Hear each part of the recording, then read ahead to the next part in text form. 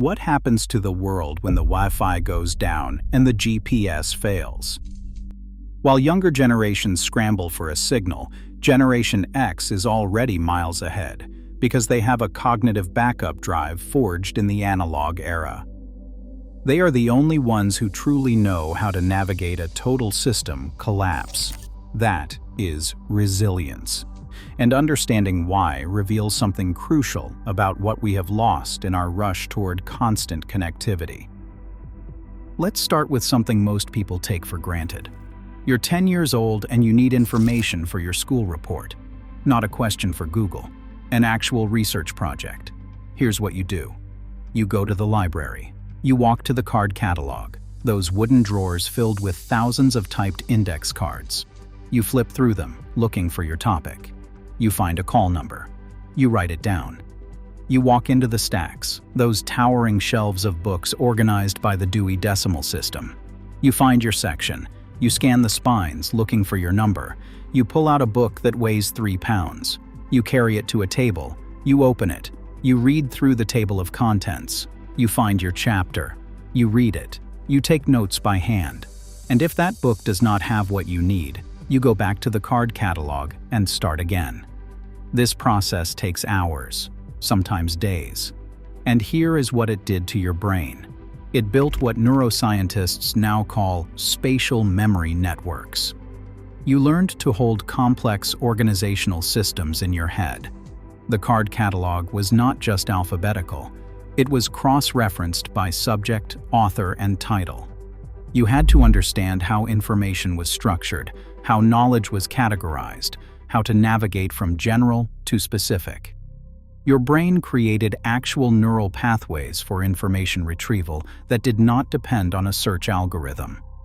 You learned that finding answers required movement, strategy, patience. That knowledge had a physical location you had to reach. This created something permanent, a mental architecture for problem solving that exists independent of technology. When Gen X needs information today and the internet is down, they do not panic. Their brain automatically switches to analog mode. Where would this information be stored? Who would know this? What physical resource contains this answer? They have a cognitive backup drive that younger generations simply do not possess. Now let's talk about navigation. Real navigation. You're 16 and you're driving to a city you've never been to. Here is what you do. You pull out a map, not an app, a physical map that unfolds into a 3-foot square of paper. You spread it across your steering wheel. You find your current location. You find your destination. And then you trace the route with your finger. You memorize the sequence. Interstate 80 East, Exit 47, Route 22 South. Watch for the Chevron station. Turn left. Your brain is encoding this information spatially. You're building a mental map as you go. You're watching for landmarks. You're tracking distance. You're maintaining orientation. And here is the crucial part. You can't just follow blue dots. You have to understand where you are in physical space, how the roads connect, which direction you're traveling, what happens if you miss a turn. This builds what researchers call geographic cognition, an internal sense of direction and space that operates independent of external guidance. When GPS fails, Generation X does not panic. They look around, they orient themselves, they figure out which direction they need to go. They read street signs, they backtrack to the last known location. They ask for directions and actually understand them because they can translate verbal instructions into spatial movement. Their brain has been doing this since they were teenagers. The neural pathways are permanent. They do not need satellites to know where they are. Let's talk about what happened when things broke. Your TV stops working. Here is what you don't do. You don't call a technician. You don't Google the problem. You don't replace it. You fix it yourself. You unplug it. You examine the back panel. You check all the connections. Those RCA cables, red, white, and yellow. You make sure they are secure. You wiggle them. You plug it back in. Still not working? You get a screwdriver. You remove the back panel. You look inside. You see the circuit boards, the capacitors, the wiring. You look for anything obvious: burn marks, loose connections, blown fuses. You don't necessarily understand how it all works, but you are not intimidated by it. You are willing to look, to try, to experiment. And sometimes you fix it. Sometimes you can't. But the point is, you tried. You opened the machine. You looked inside. You attempted to understand the problem. Your bike chain falls off. You don't take it to a shop. You flip the bike upside down. You get grease on your hands. You thread the chain back onto the gears. You learn through doing. The car makes a weird noise. Your dad doesn't immediately take it to a mechanic. He opens the hood. He listens. He checks the oil, the belts, the hoses. He tries to diagnose it himself. And you watch. You learn. You absorb the mindset that machines can be understood, that problems can be solved, that you don't need to be an expert to try. This created what psychologists call mechanical self-efficacy. The belief that you can figure out how physical systems work, that machines are not black boxes, that problems have causes you can discover, that you do not need an expert for everything. When something breaks today, Gen X's first instinct is not to replace it or call someone. It is to open it up and look, to try to understand the problem, to attempt a solution. They have a fundamental comfort with the physical world that digital natives often lack. Because they grew up in a world where everything was mechanical, where you could see how things worked, where fixing things yourself was not just possible, it was expected. Taking something apart to see how it worked was normal childhood behavior. This hands-on relationship with objects created neural pathways that understand causation, that can trace effects back to causes, that can visualize how systems connect and interact. These pathways do not disappear. They are permanent cognitive infrastructure. Here is something else that shaped Gen X in ways we're only now understanding. Communication without connectivity. You want to make plans with friends. You can't just text them. You have to call their house. Someone else might answer: their mom, their dad, their little sister. You have to be polite. You have to identify yourself. You have to ask if your friend is home. You have to wait while they go find them. This isn't convenient, but it builds social skills that text messages never will. You learn to speak to adults with respect. You learn to handle uncertainty. You learn to communicate when you can't control the entire interaction. And once you make plans, they're fixed. You can't just text that you're running late. If you say you'll be somewhere at 7, you have to be there at 7, because there's no way to communicate changes. This builds reliability, punctuality, and follow-through. You learn that your word has to mean something, because there's no way to renegotiate in real time. You arrange to meet someone at the mall. If they don't show up, you wait. You can't call them. You can't text them. You just wait and hope they're coming. And if they don't come, you deal with the disappointment. You learn that people sometimes let you down, that you can't always know why, and that you have to handle uncertainty and ambiguity without immediate answers. This created emotional resilience that constant connectivity undermines. When you can always reach someone, always explain, always adjust, you never develop the capacity to sit with not knowing, to handle disappointment without immediate resolution, to trust that things will work out without constant confirmation. Now here is where it gets really interesting: the transition. They witnessed the digital revolution as it happened. They learned computers when computers were hard to learn. There were no tutorials, no YouTube videos, no intuitive interfaces. You got a computer. It had a command line. You had to type instructions. You had to learn DOS. You had to understand file structures, directories, subdirectories, and path names. When something went wrong, there was no tech support, no online forums, no artificial intelligence assistant. You had to figure it out yourself. You read the manual, all 300 pages of it. You experimented. You broke things, and then you fixed them. You learned through trial and error. This created something unique. Gen X became fluent in both worlds. They can navigate analog systems because they grew up with them. They can navigate digital systems because they learned them from the ground up. They understand the architecture, not just how to use the interface, but how the system actually works beneath it. When a computer problem occurs, they do not just restart and hope. They think about what might be causing it, and they troubleshoot systematically.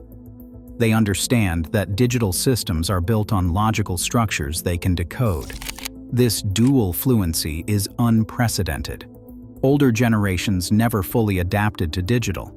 Younger generations never knew analog. Gen X bridges both. They have the cognitive flexibility to operate in either world, and this makes them uniquely prepared for system failures. Let's talk about something psychological. Patience. Real patience. The kind that's disappearing from human experience. You want to know something. You can't just Google it. You have to wait. You want to talk to someone. You can't just text them. You have to wait until you see them. You want to buy something. You can't just order it online. You have to wait until the store opens. You mail a letter. The response takes a week.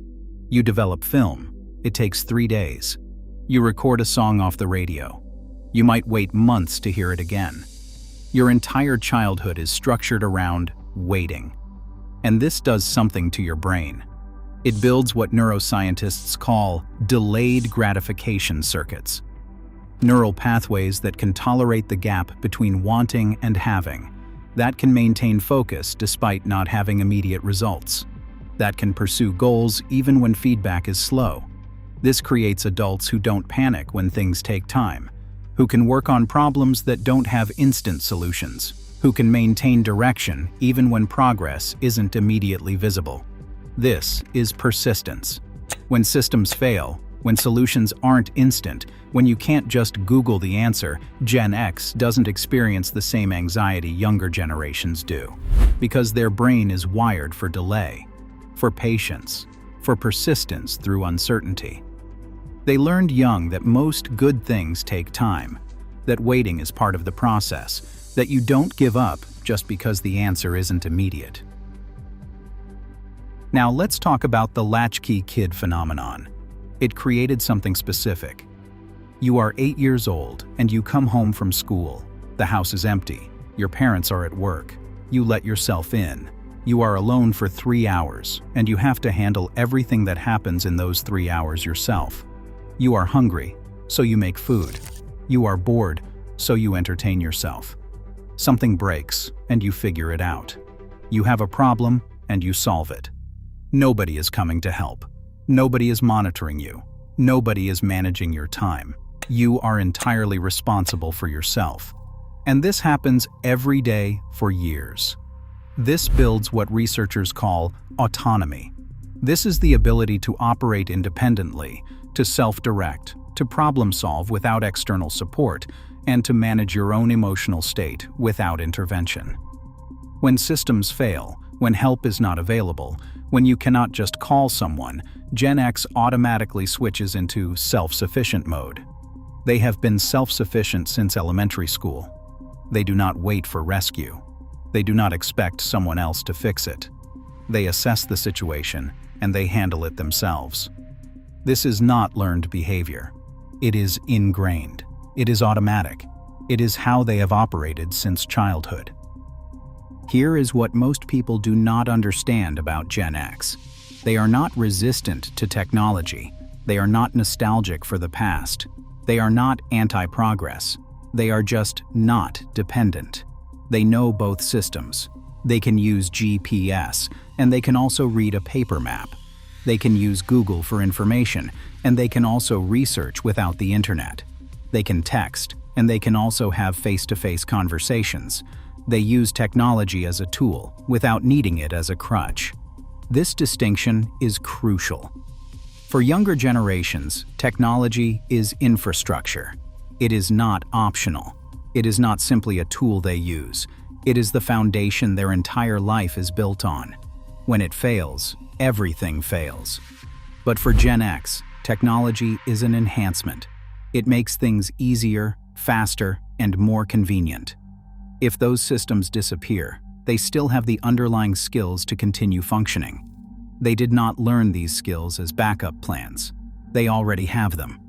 They are permanent. They are foundational. Let's talk about what this means for 2026. We live in a world built on fragile systems. The entire infrastructure of modern life depends on electricity, internet, satellites, servers, and code. When these systems work, everything works. But they are vulnerable. A solar flare could take out satellites. A cyber attack could crash networks.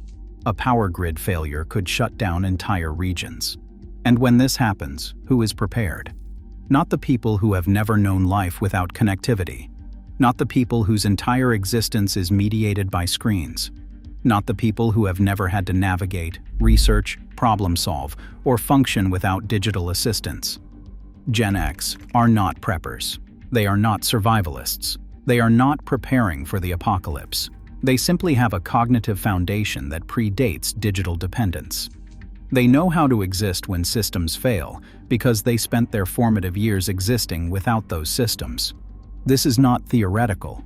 This is experiential. Here is what is being lost. Every generation that grows up entirely within digital systems loses the analog baseline.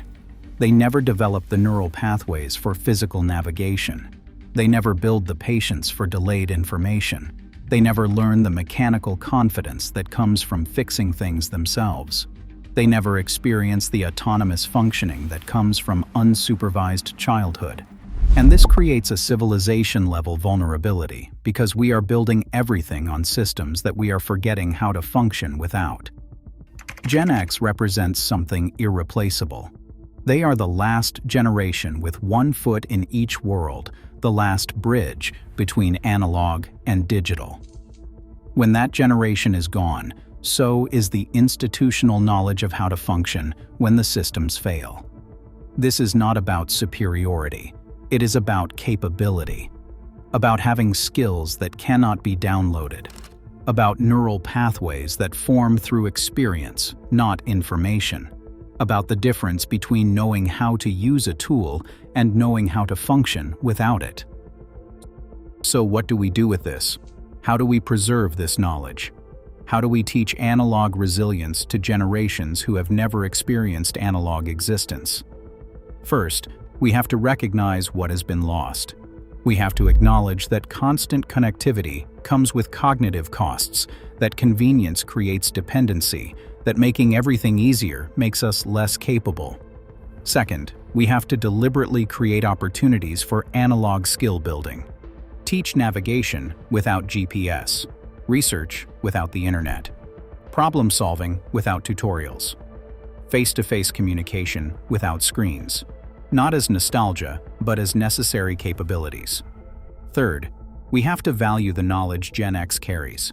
Not dismiss it as outdated, but recognize it as irreplaceable.